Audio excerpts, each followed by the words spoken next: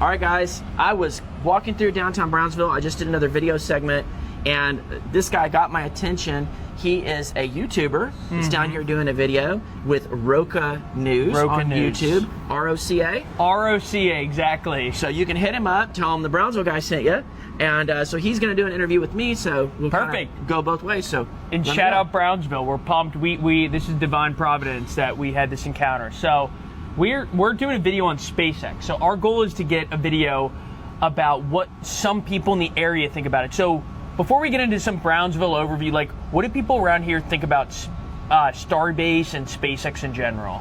Well, it's very mixed, as you can imagine. People have different opinions. You know, me as a real estate broker, you know, I see it one way.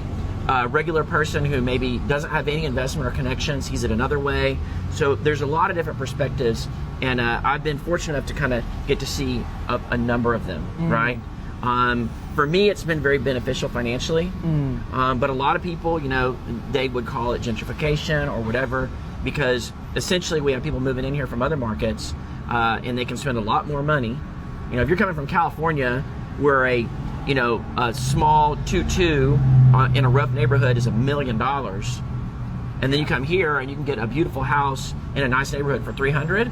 Yeah, they don't even bid, right? And so we went through several years of that, and it inflated our home costs a great deal. And so definitely local people kind of got left behind, because if your income hasn't gone up, let's say you're making $60,000 a year, you know, for your household, right? And before you could afford a $200,000 house, right? But now your income stayed essentially the same, but now that same house is $300,000. We were just out in Starbase yesterday, and they're building a lot of communities there. So how many people from SpaceX are staying out there versus coming out here? Do you have a sense of that? Well, they are building houses out there. They obviously can't build enough to keep up with the demand. Last time I talked to my contacts up there, they said they're hiring about 4,000 people. The only thing that's slowing them down is literally finding qualified people. Because between the LNGs and SpaceX, they're sucking up all the welders, all the pipe fitters, right? So all these guys, that's the place to be right now, is welding or pipe fitting, right? Interesting. And of course they have many other job types, but a lot of them are in that sector because they're just constantly building and manufacturing. There's a lot of turnover. Yeah. So the housing out there can't keep up with what they demand, right? So it is overflowing into Brownsville, and we do have some people that are moving out there. Yeah. But it's very expensive. A house out there, like a townhome, it's really nice, like all super high-end appliances, really nice finishes, but it can be like $5,000 to $7,000 a month. Wow! And they're paying it because they want to live, right there. What's up with all the Cybertrucks? Okay, that's a good question. So with the Cybertrucks, basically, obviously we know Tesla had a major glut. They kind of overproduced, and then Elon got involved in politics, which probably wasn't the wisest decision, and now he loses half of his base, right? So the luster of the Tesla, and especially the Cybertruck, kind of fell off. And so, you know, they needed to keep those rotating and moving, so they did a special deal. And I don't know if it's just with SpaceX employees, but I know if you work at SpaceX, the last I checked, you can rent a Tesla truck for $400 a month. That answers a lot of questions. Because that's why there's a fleet of them. It looks like a sci-fi movie when you pass a parking lot and every single car is a Cybertruck. Yeah, exactly. I have clients who literally, they have 2 cars, and they're like, I'm still doing it because I've completely eliminated the wear and tear on my car. $400. Oh, and they get free charging from Tesla. So free charging, so no fuel cost, and $400, and they probably just have to have insurance. Right?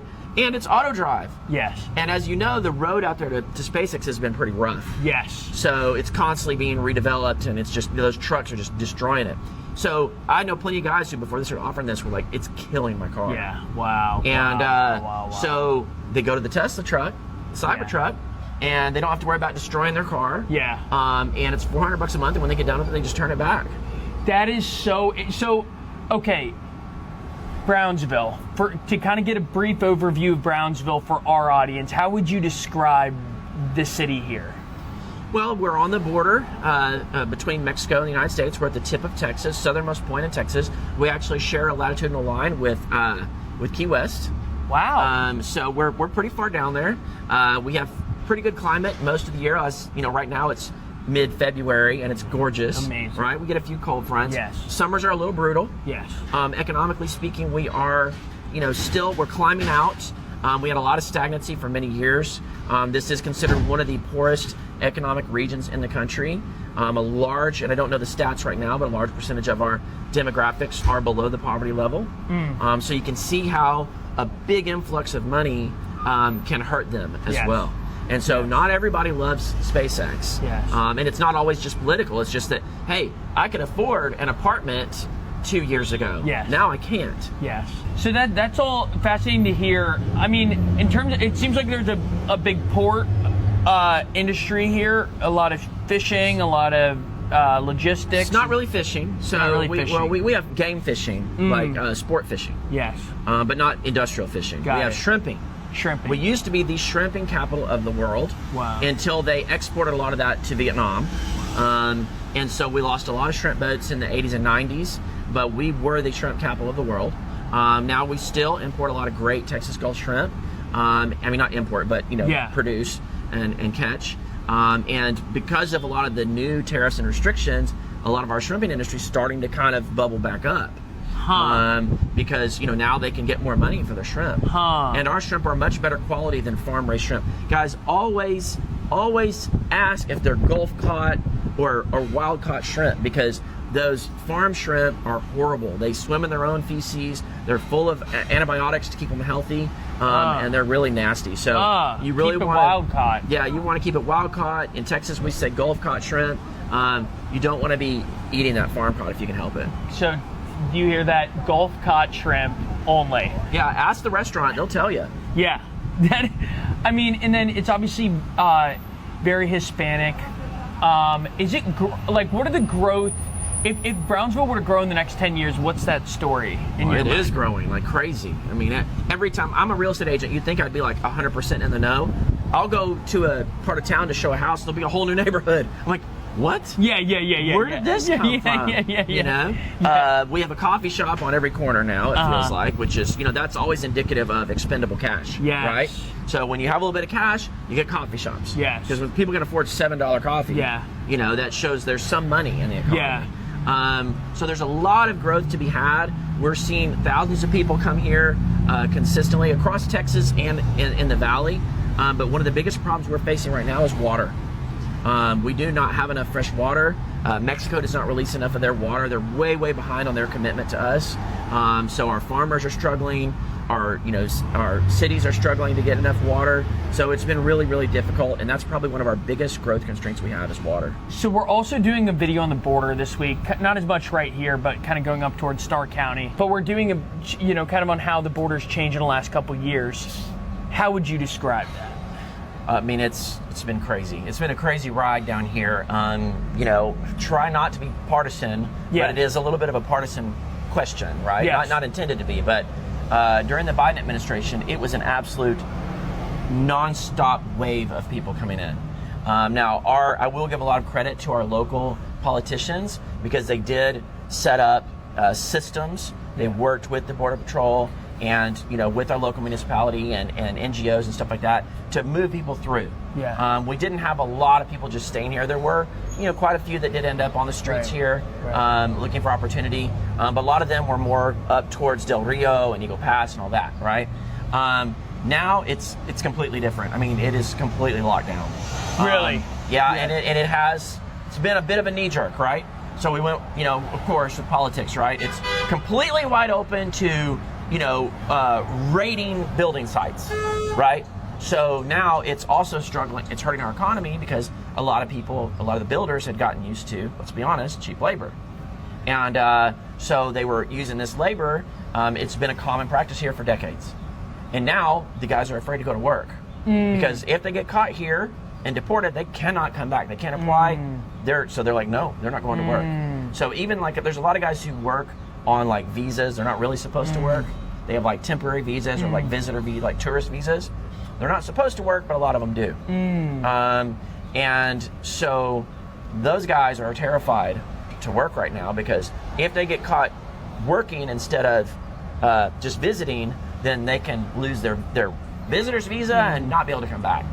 So it's been very difficult for a lot of builders and workers and just people in general to get the help that they used to get pretty easily. I imagine a lot of the locals disapprove of the ICE raids that you're seeing, and I mean most of America does, according to polls, over 60%. But how do they feel about kind of a border shutdown? It's mixed. I mean, you got to remember, a lot of our people here are first generation. A lot of their parents came here, illegally. A lot didn't, right? But they have very deep feelings about this. So it's very difficult for me to sit here and speak as to what they feel. Yeah. But I've met people on both sides of the spectrum. I've met people who are brand new citizens who say, absolutely enforce it. I had to wait in line. I had to go through years and spend tens of thousands of dollars to become a citizen, and I don't like it that people are jumping in front of me. Then I've also had people say, oh, you know what, we need the workers here, and they're not hurting anybody. So it's really the whole gauntlet of opinions. Yes. It's just like the rest of America. It's not like people might think, oh, everybody here's against it. Yes. But they're not. I mean, it's probably pretty similar to the rest of the country in terms of division. I think what most people are not liking is the heavy-handed nature that has at least what we've seen. Of course, and there's a lot of context there too, right? But no one likes to see some of what we've seen in the media, right? And so that's why you're seeing a pushback there, not only across the country but also here. Are you going to run for office? No, I've been asked that a lot of times. I have zero interest in running for office. I was an alderman at one point and realized that immediately half the people don't like you. Yeah. And in real estate, being in politics, in my opinion, doesn't pay, because you have to, number one, you have to exclude yourself from certain deals because it might be a conflict of interest. Yes. And number two, when you become an elected politician, half the people don't like you.